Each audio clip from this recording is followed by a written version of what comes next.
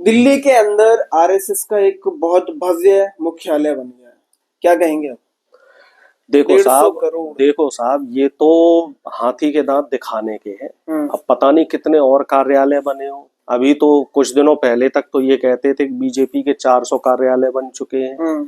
अब हमें एक बात साफ तौर पे, मतलब दर्शकों के जरिए हम ये पूछना चाह रहे हैं आरएसएस के लोगों से और बीजेपी के लोगों से, क्या वो पैसा जो 150 करोड़ की जो इमारत बनी है, भव्य इमारत, जिसमें बहुत सारी फैसिलिटी है, लिफ्ट है और तमाम जो ऑलमोस्ट सब है। बता रहे 5 स्टार ऑडिटोरियम सब कुछ। होटल की तरह है, तो वो पैसा कहाँ से आया? क्योंकि आरएसएस एक सांस्कृतिक संगठन है जैसा बताते हैं, उसका रजिस्ट्रेशन भी नहीं है, तो उसे आखिर फंडिंग किसने की? जो आरएसएस के मोहन भागवत ये कहते हैं हम किसी राजनीतिक दल से ताल्लुक नहीं रखते हैं, तो इतना पैसा आपको किसने दिया? अब तार आप ढूंढोगे तो मिलेगा कि भाई सरकार के साथ मिली भगत से हुआ है। और सिर्फ एक कार्यालय दिल्ली का बताया है, ऐसे तो आरएसएस ने पता कितने कार्यालय खोल लिए होंगे और जाने कितना माल जो हमारे देश का है वो डकाल लिया होगा। जो राहुल गांधी और जो तमाम विपक्ष के नेता, और जो पहले भी जब देश आजाद हुआ था तब कई लोग ये कहते थे कि आरएसएस को बैन कर दिया जाए, बंद कर दिया जाए, उस पर प्रतिबंध लगा दिया जाए। तो ये हमारा दुर्भाग्य है कि आरएसएस जैसे संगठन जो मनु स्मृति को बढ़ावा देते हैं, जो संविधान का लगातार विरोध करते रहे, जो तिरंगे का लगातार विरोध करते रहे 2004 तक, हमारे दर्शक समझे, खास तौर से युवा, कि जो आरएसएस को देशभक्त संगठन समझते हैं, 2004 तक आरएसएस की जो नागपुर की मुख्य शाखा है वहां तिरंगा नहीं फहराया गया था। जब सुप्रीम कोर्ट के ऑर्डर आए, कई लोगों ने सुप्रीम कोर्ट में केस दायर कर रखा था कि आरएसएस को आखिर तिरंगे से एलर्जी क्या है। जब देश आजाद हुआ तो सावरकर, गोलवलकर और हेडगवार, जो इनके 3 आरएसएस के प्रमुख नेता थे, इन लोगों ने तिरंगे का विरोध किया। इन्होंने कहा कि तिरंगा हमारा ध्वज नहीं है, हमारा ध्वज है सिर्फ भगवा। सुप्रीम कोर्ट की दखलंदाजी के बाद इन्हें मजबूरन तिरंगे को अपनाना पड़ा। और अब यही लोग राष्ट्रवादी होने का, देश प्रेमी होने का, भारतवासी होने का धम्म भरते हैं और पब्लिक को बरगलाने का काम करते हैं, देश की जनता को मूर्ख बनाने का काम कर रहे हैं। देखिए कितने दुर्भाग्य की बात है कि 50 साल तक जो संगठन, 55 साल तक जो संगठन तिरंगे का विरोध करता रहा, देश का विरोध करता रहा, देश के नागरिकों का विरोध करता रहा, जो मनु स्मृति के हिसाब से अभी भी चल रहा है। संविधान को नहीं मानते ये लोग कहते हैं कि साहब मनु स्मृति जो है वो हमारा ग्रंथ है। और मनु स्मृति क्या कहता है? गरीब और अमीर में भेद, जाति और धर्म में भेद। इनके हिसाब से 4 वर्ण है, ब्राह्मण, क्षत्रिय, वैश्य और इसके अलावा जो है वो सब शूद्र है।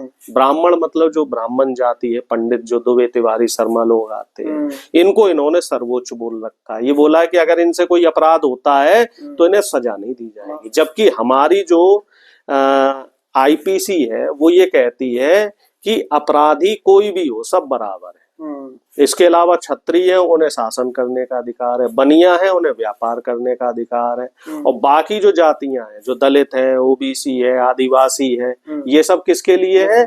मजदूरी करने के लिए, गुलामी करने के लिए, चाकरी करने के लिए। तो इस मोनोपोली को और इस पॉलिसी को लेके आरएसएस चल रही है। और हमारे देश का जो दलित युवा है, जो पिछड़ा युवा है, जो आदिवासी युवा है, वो आरएसएस की इस चालाकी को समझ नहीं पा रहा है।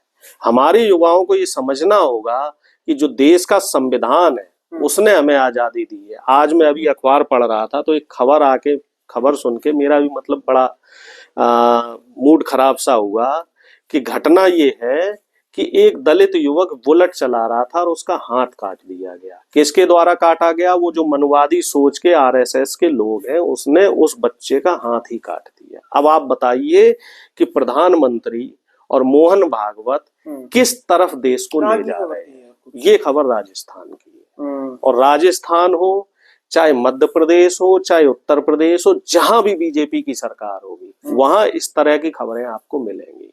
आए दिन आप देखेंगे बीजेपी शासित राज्यों में दलितों के ऊपर, पिछड़ों के ऊपर, आदिवासी के ऊपर अत्याचार होगा। 2 दिन पहले की खबर है, बनारस में एक बिहार की बेटी तैयारी कर रही थी मेडिकल की, नीट की, उसको 3 दबंगों ने, और वो भी उनके भी तार जो है बीजेपी से जुड़े हुए हैं। उनके उस बच्ची के साथ बलात्कार किया, 16 साल की बच्ची है, और उसकी हत्या कर दी। अब पुलिस उसे बचाने में लगी हुई है, उन अपराधियों को।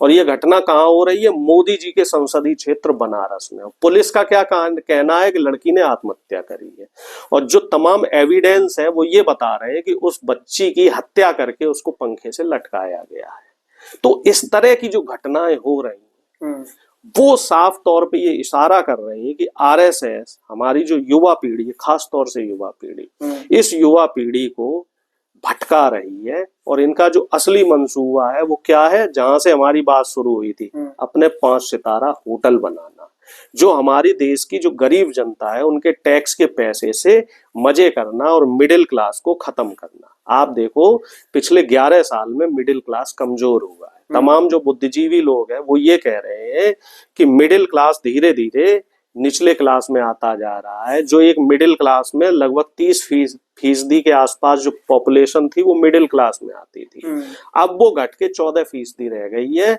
और जो लोअर क्लास का तबका है वो धीरे धीरे बढ़ रहा है। यानी कि आदमी की जेब में पैसा नहीं है, वो सिर्फ 5 किलो जो राशन प्रधानमंत्री बांट रहे हैं अब धीरे धीरे उस पर डिपेंडेंट होता जा रहा है।